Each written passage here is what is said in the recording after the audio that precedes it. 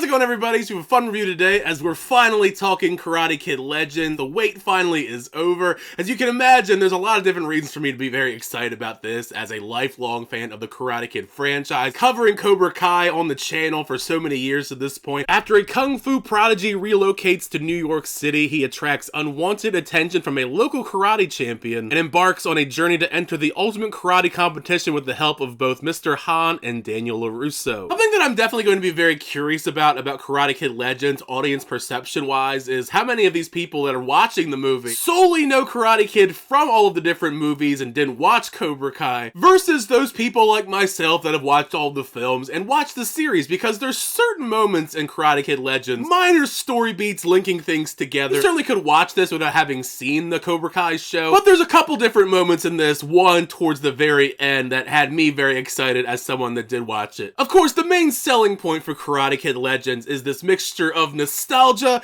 and the all-around excitement of bringing together both Jackie Chan and Ralph Macchio to essentially create the next generation's Karate Kid. More or less conceptually, as simple as it sounds, the film accomplishes the exact formula the franchise has had down to a T since the original. In some ways, the vibes for Karate Kid Legends, whether you think this is a positive or a negative, I guess depends on how you feel about The Force Awakens. Karate Kid Legends almost is in a similar vein as The Force Awakens was for Star Wars, and how it repurposes the premise of the Karate Kid pretty effectively, just now having Lee as the protagonist. Being that it's a pretty big deal to be the new Karate Kid, you have to imagine there's a lot of weight on someone's shoulders taking up a role like this, and yet Ben Wang fills those shoes quite well. I thought he was one of the best parts of the movie. There's this charisma that Ben Wang has on screen. It makes him very likable, but there's this emotional element working through moving to New York, having to start over, and after having something tragic happen to his brother, Lee promises to not fight, leaving Mr. Han behind in the process, and he has to work through those demons in the movie. There is this reluctance, this push and pull of the journey he goes through, before, of course, inevitably he is thrusted back into the world of martial arts. I mean this with no disrespect to all the other Karate Kids that have came before, like Ralph Macchio, Jaden Smith, Hilary Swank. Ben Wang's martial arts skills are vastly superior than all of them. Lee has multiple epic fights throughout Karate Kid Legends. I mean, sure, he might not win every single one of these fights. Gradually over the course of the film, though, his skills get better and more refined through all of the lessons he learns from both Mr. Han and Daniel. And all of that culminates in a pretty badass showdown in the tournament in the final act, with some really intense choreography. Obviously, that leads me into discussing both Jackie Chan and Ralph Macchio.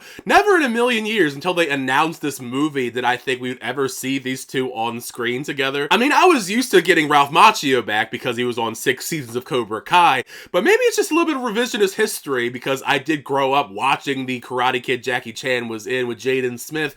I don't remember most people liking that movie. I mean, it made a lot of money. In fact, currently it is the highest grossing Karate Kid film in the entire franchise. But outside of Jackie Chan, I don't remember most people even liking that movie. The novelty of seeing these two train a student together, I can't deny. The idea behind it was entertaining, and then seeing them actually do it was even more entertaining. Both Mr. Han and Daniel have very different styles and approaches to martial arts, so like you would anticipate, they do butt heads a little bit on how they're going to coach Lee once Daniel reluctantly finally decides to come to New York to assist Mr. Han. Besides their styles, each of them bring their own charm to their roles, especially Jackie Chan, who I like much more in this compared to the 2010 film. A large part of that, I think, is due to the connection that he has with Lee. There's many moments between them that add layers of emotion, and you genuinely do believe that Mr. Han cares a lot about Lee and his future. Jackie Chan may be 71 years old, but that is still not stopping him from getting it on the action either. It's not old school, insane Jackie Chan style stunts. It's fun enough just to see Jackie Chan get a couple moves in this. Daniel, on the other hand, pretty much is the same Daniel that we know from the Cobra Kai show. Some of that might be a little bit jarring if you have not watched Cobra Kai, because if you did not watch this show, the last time you saw Ralph Macchio as Daniel LaRusso was back in Karate Kid Part 3. Low-key, though, don't get me wrong, I like Ralph Macchio a lot as Daniel, even in this, but he's not really in the movie all that much. I do love his presence in the movie and the lessons that he gives Lee Lee through teaching him Miyagi-Do are vital. But if you couldn't tell from the promotional material and the fact that he's only in a handful of different sequences,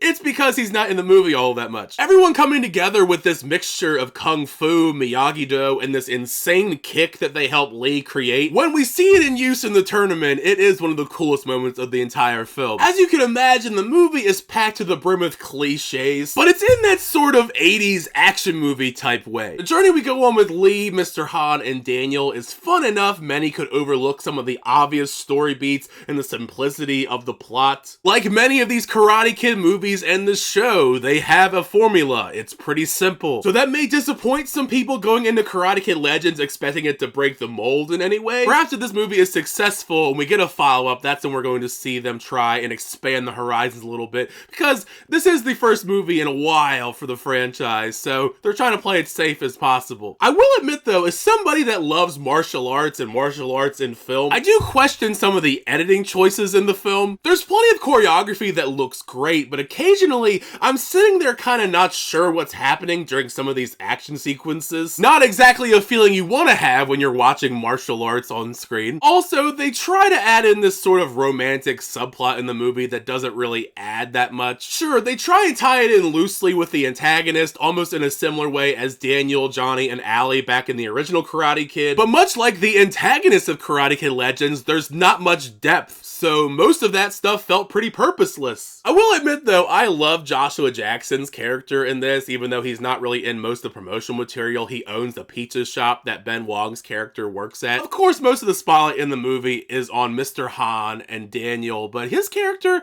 I think, is kind of the unsung hero in a lot of ways. Now, I'm not delving into spoilers just yet. Later in the week, I'll talk some spoilers for the movie. Ever since they talked about there's going to be some connection in the movie between Mr. Han and Mr. Miyagi, everybody, including myself, has been speculating for months on end now. How are they going to be connected? Is there going to be some cool connection through family? Did they interact with one another at some point in the past? Now that I know how Mr. Han and Mr. Miyagi are connected, I'm kind of torn on how I feel about it, because it's not as huge of a big deal as I thought it was going to be. It's tough to talk about without spoiling it outright, but I'll just say, I think some people are going to be disappointed that it's not that huge of a connection as some of us were speculating about. All around, Karate Kid Legends most likely will appease longtime fans of Karate Kid and Cobra Kai. But the formula in place is apparent. There's enough in this underdog story on top of the fanfare of Jackie Chan and Ralph Macchio together to entertain audiences. As an experience, if you're a longtime fan of Karate Kid and Cobra Kai, this movie I think is going to be one that you appreciate.